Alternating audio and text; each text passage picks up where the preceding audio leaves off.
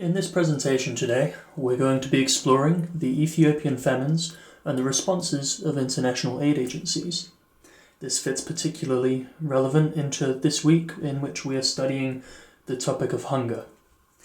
And in exploring hunger as a topic, it's relevant to consider an analysis by Arturo Escobar in his work about encountering development, where he suggests that surely hunger as an issue seems straightforward, that hungry people must be given food. However, most scholarly approaches have found that large-scale planning is needed on a national level in order to ensure sufficient food for every citizen. Now, as we explore the Ethiopian famines, it's going to become particularly clear that hunger here as an issue is in many cases man-made, and that the responses of the government and the failures of the Ethiopian government are in particular to blame for the widespread nature of, in particular, their worst famines and the suffering of so many of their citizens in hunger. Ethiopia is a landlocked country in the Horn of Africa, near the equator, and as such it's geographically vulnerable to famine and has a history of regular famines. Throughout the 20th century, Ethiopia suffered famines from 1913 to 1914, then again in 1929, 1958, 1966, 1973, again in 1983 through to 1985, and quite recently in 2003. As of 2016, 80% of Ethiopia's population are still poor farmers who are especially vulnerable to crop failures. However, while famine is clearly a well-documented and consistent issue throughout the last century of Ethiopia's history, it must also be considered that regular violent conflicts in Ethiopia coincide with these regular famines. And this really demonstrates how war and hunger interrelate as human issues. Ethiopia has been subject to many wars since the end of World War II, including the Congo Crisis, the Eritrean War of Independence, the Bale Revolt, the Ethiopian-Somali War, the Ethiopian Civil War, the Ethio-Somali War, the Ethiopian-Somali Border War, the insurgency in Ogaden, the Eritrean-Ethiopian War, the war in Somalia, and right now, in the present day, the Tigray conflict, which has been ongoing since November the 4th, 2020. Now, in taking Ethiopia as a case study in famine, it is essential to consider how war and government failure play such a key part in exacerbating this issue of famine and hunger.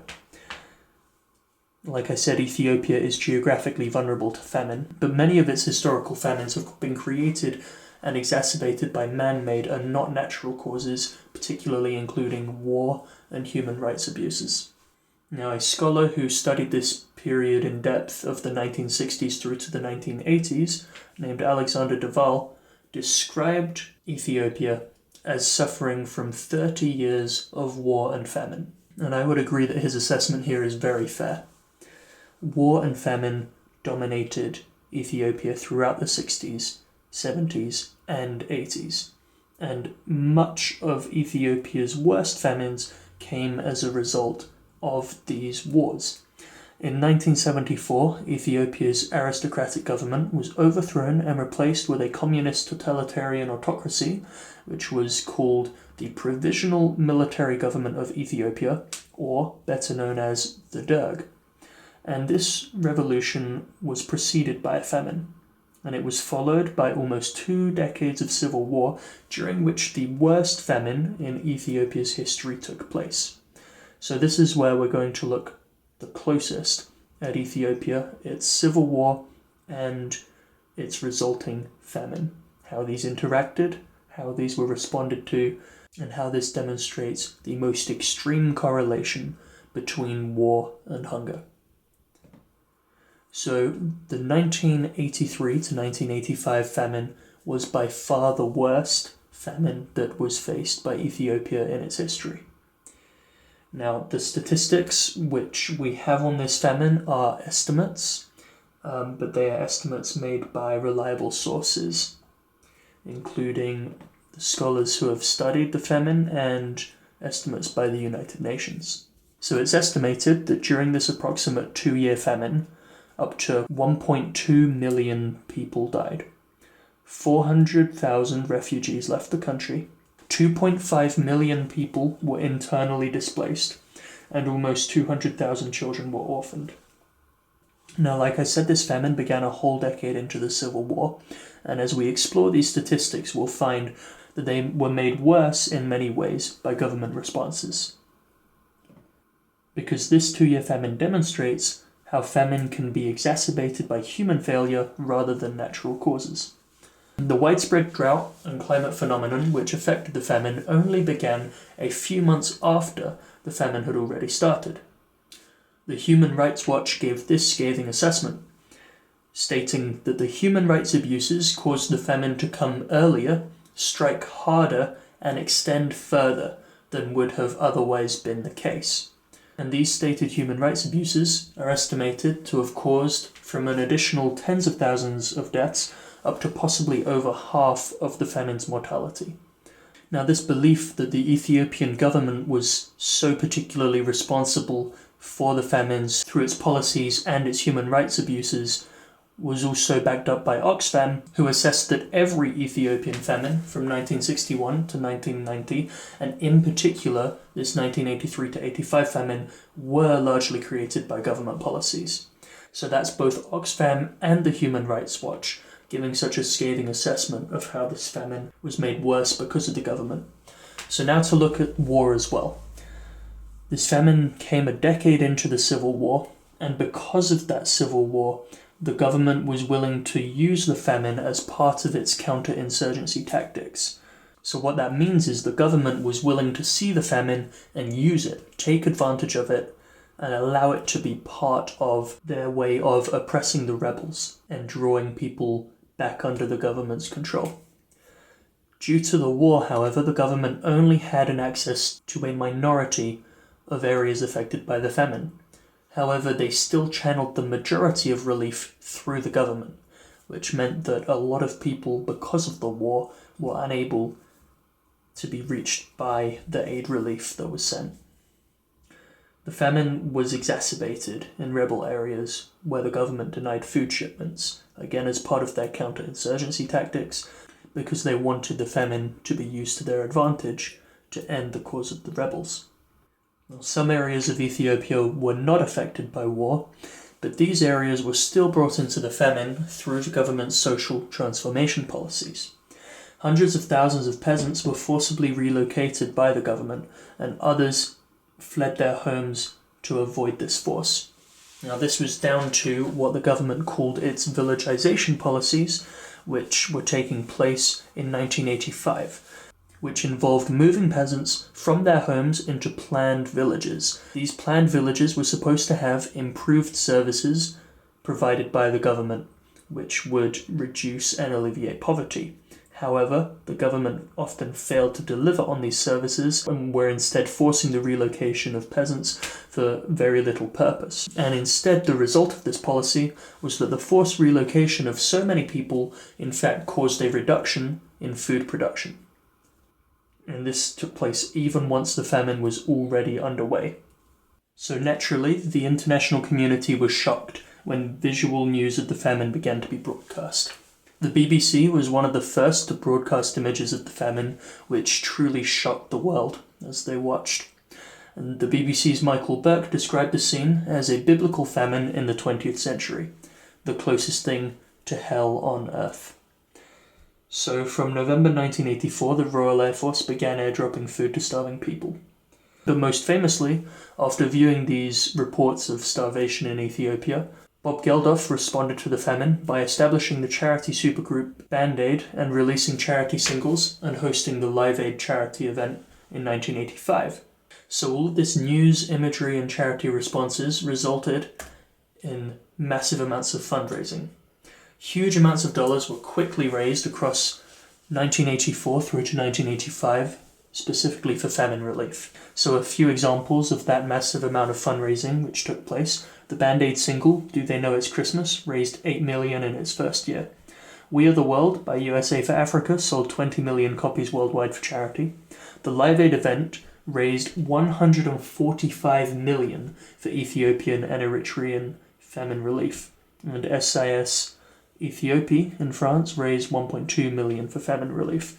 And also religious groups got involved. As an example, the Church of Jesus Christ of Latter-day Saints held a fast on the 27th of January 1985, and that day raised $6 million for famine relief.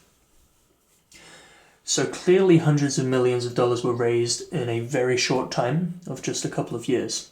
And that is truly an incredible example of the international community coming together in order to bring aid to these people who were suffering so severely under this famine. But that does then raise very serious questions over how this money was used, especially considering how much money clearly became available. So a lot of the international aid was unfortunately undermined by the war which was taking place. Now, part of this came again from the government's counterinsurgency tactics, where they undermined the humanitarian aid by trying to make the aid work through the Ethiopian government. And as mentioned earlier, the government did not have full access to much of its starving population, but it still tried to control the distribution of aid, and also tried to refuse aid to the rebel areas. And questions have been raised over whether some of the funds brought in by international aid agencies were used by Ethiopia's military government in forcing the villagization and resettlement that led to the deaths and displacement of hundreds of thousands of Ethiopians. Duval suggests that the influx of international aid also helped to sustain Mengitsu's oppressive government and keep the military government, or the Derg, in power, which arguably was not a good result of the international aid, and in some ways prolonged the civil war. Controversy also arose when it was reported that the rebel group, the Tigrayan People's Liberation Front, received up to $95 million of the aid funds, a report which was disputed and found to be false, but questions still remain over whether any aid money was diverted to rebel groups. And it was apparent at the time that rebel groups were actively trying to target aid agencies and mislead them into giving funds. So there really is in this case study of the 1983 to 85 famine two sides. One that is very optimistic, very positive. The international aid was able to come together so quickly and raise so many funds in support that it did help to end the famine, and end the famine sooner. However, this was massively undermined by the ongoing war and the oppressive measures and human rights abuses of the totalitarian government. Because it does seem to make sense that hundreds of millions of dollars raised should be able to realistically end hunger in one impoverished region. However, clearly using Ethiopia here as a case study, that was not the case, at least not permanently. Because despite these grand-scale efforts, famines have continued into the modern day. The last major famine was in 2003, although it must be noted that the casualties were far, far lower from this famine than the famine of the 1980s. However, since 2015, reports have increased of food shortages and the need for increasing food aid in Ethiopia. And the human rights abuses have continued. For example, 100 peaceful protesters were killed by the government in 2016. And war and violent conflict have still not gone away. They've continued, and currently there is an ongoing conflict in Tigray, which began on the 4th of November and continues today. So war and famine continue to be issues in modern Ethiopia. They continue to interrelate, and the question of aid continues to be relevant to Ethiopia. On the 7th of January 2021, so only a few days ago, the UN made a report assessing the needs of Ethiopia because of its current conflict. The UN reported that 950,000 people would need aid when they assessed this before the conflict, and now since the conflict began, they've suggested that another 1.3 million would now need help. Ethiopia's own estimates of the need for aid have actually been even higher than the UN's figures. The government-run Tigray Emergency Coordination Center estimated that more than 4.5 million people needed emergency food assistance, including 2.2 million people who had been forced to flee their homes within Tigray, and that is happening right now. So clearly the cycle of war and human rights abuses continue to cause famine and hunger. It's a cyclical issue and it's ongoing. And however much international aid may be a serious help in reducing the starvation and the famine and the hunger of people in immediate needs at that time, if war is to continue in Ethiopia, then famine and hunger is something that's going to continue. Government policies, civil war, government failure.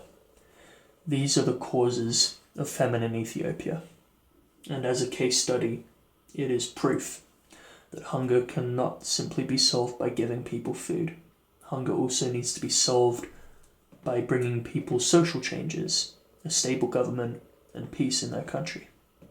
So following on from that assessment, I'd invite you to consider these further readings and further research into aid in Ethiopia and what may need to be done, and watch carefully on the news what may happen. And I'll leave those things with you today. Thank you for listening.